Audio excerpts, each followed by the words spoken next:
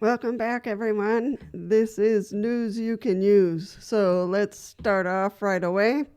There is a article on 12 News, and I will be posting all the links as usual. Uh, so this one is called "When My Accessible Van Broke Down, I Learned It's Too Expensive to Be Disabled." An unfortunate story about van troubles highlights the lack of accessible and reliable transportation options for people with disabilities. This article was written by Gabe Trujillo, so we thank him for writing the article. This is in Phoenix in the Valley, what we call the Valley, and it is every car owner has those terrifying travel tales of vehicle giving out when you least expect it. These alarming automotive anecdotes strike fear in any worrisome traveler. So this tells the tale of someone who is a wheelchair user, a power wheelchair user, and tells the story of, he has a 2013 Dodge Grand Caravan that he uses to get around. So I found out that there were no accessible rides. This is after his van broke down. So no accessible ride shares or taxis available after calling several different companies. The bus was an option, but sitting at a hot outside in the heat in my black wheelchair was less than ideal. And it gets hot in Phoenix. Trust me, I've been there. I eventually found a medical transport service that had a van available, but it was going to take 3 hours to arrive and would cost me $130 for a one-way trip. One way, folks. I finally made it home after 5 hours, most of it spent in a hot van. My van needed a new transmission, and it would take almost 3 weeks to fix. I would essentially be stuck at home until then. So the story continues. Of course, it's a little harrowing, and it talks about the public transportation and his experiences there. It talks about how long it really took him to get home. So, so after all that, the van repairs $5,000, van rentals $900, and realizing it's too expensive to be disabled. Now, I have a comment on that. I know that's just part of the article on how he felt, but we should never feel that our lives are tagged on a price or that we're too expensive. We're not. It's just that, for society to care for us, for society to help us out, it's going to cost a little bit more. Tough beans. Our lives are worth it, folks. Our lives are worth it. So I think that it's important not to tag our lives to a dollar sign. All right, we're going to go to NPR. This is an interesting one. It is called She Has Medicare and Medicaid, so why should it take 18 months to get a wheelchair? And this is very true for most of us. Selima Render Hornsby was shocked by the letter she had just received from Medicare.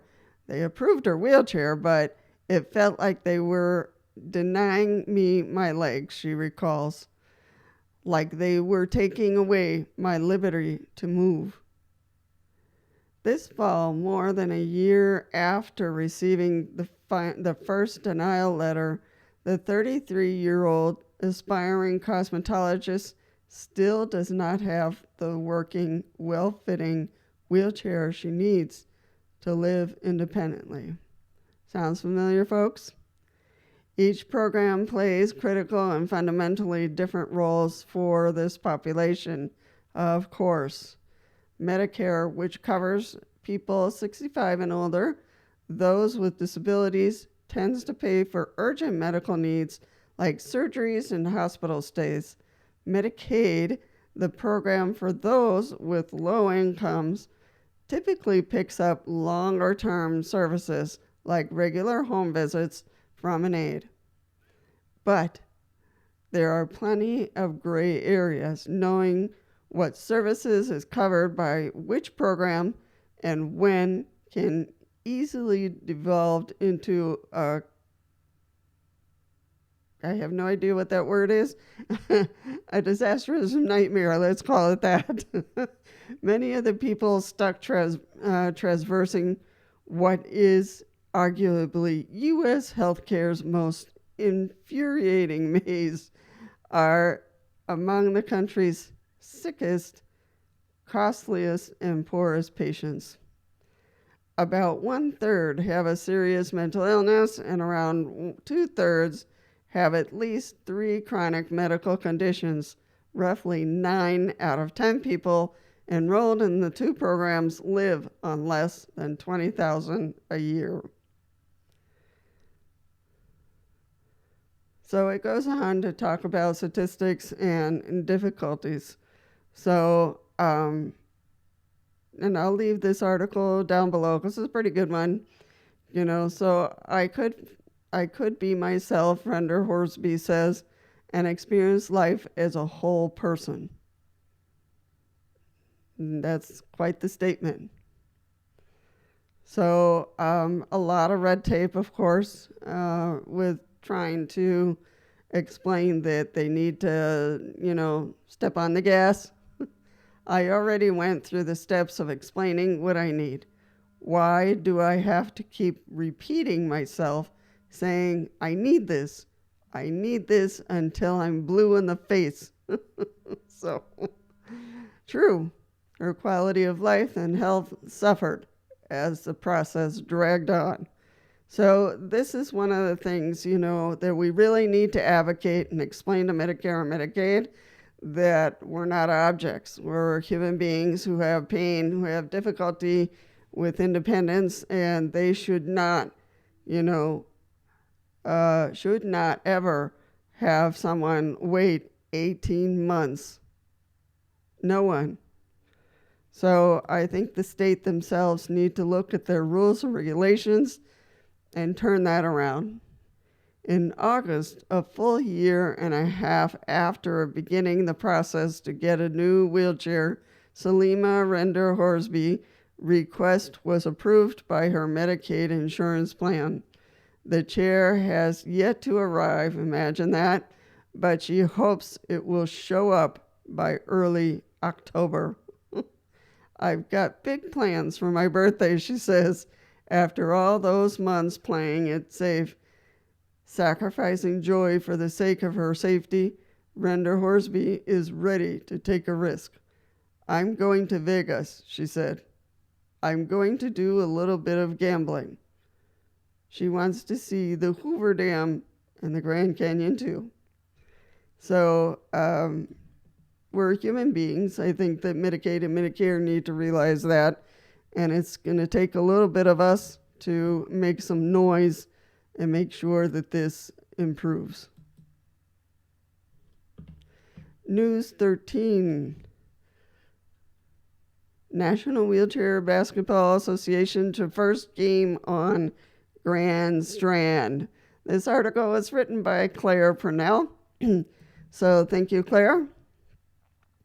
So it tells a little bit about sports. I promised to throw some sports in there. So North Myrtle Beach, one of only 200 National Wheelchair Basketball Association teams, in getting ready for its first game of the season on the Grand Strand. The team is called the Coastal Chairmen, and 2 players said they went decades believing that they couldn't play sports because they didn't know things like wheelchair basketball were available. So yes, folks, there are a lot of sports available to wheelchair users, such as basketball, football, there's tennis, so be aware.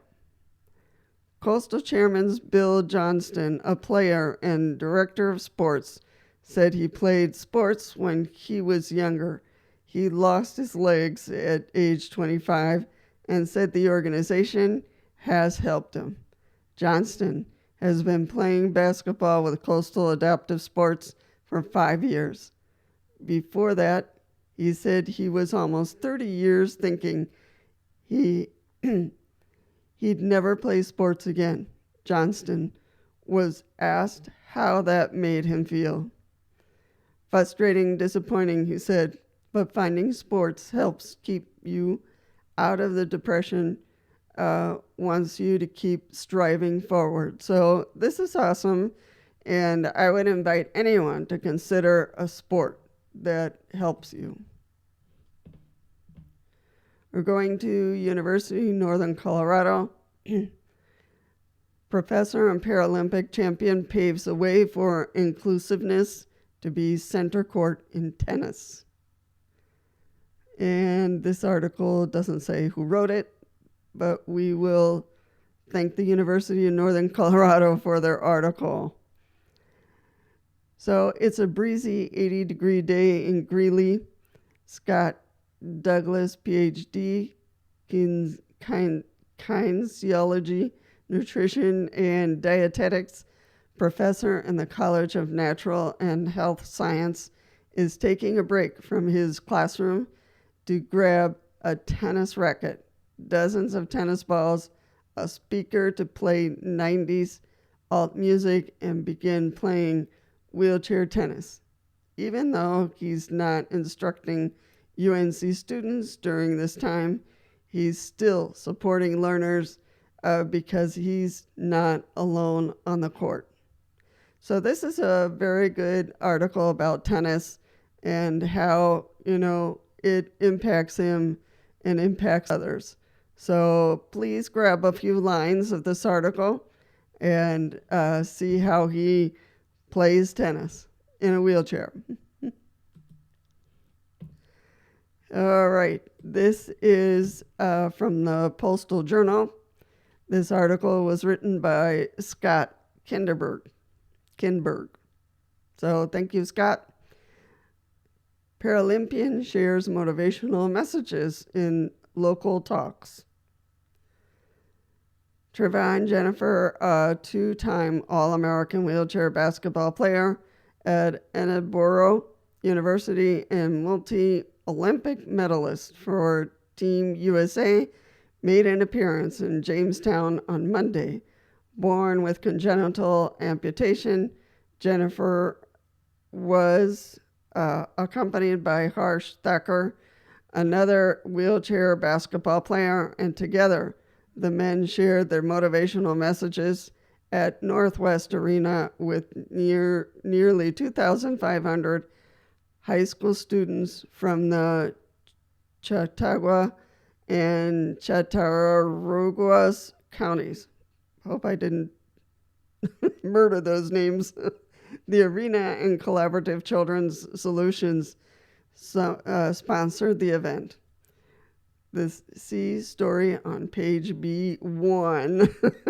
So you'll have to click over there and see how the story continues. So, these guys learn things a different way. And people with disabilities, we learn things a different way that can seem incredible to people who are non-disabled. But the inspirations are good for all of us, for us who are disabled and for us who are not. So check over to page B1 and see how it goes. All right, folks, this is the end of, if this is your first time here, this is News You Can Use. My name is Lisa, and I look for topics of sports and general wheelchair stories around the world. We've gone everywhere, as others will contest, from Ireland to Africa to different parts of the USA and South America. So don't miss it on every Monday, and I will see you in the next news clip on Monday.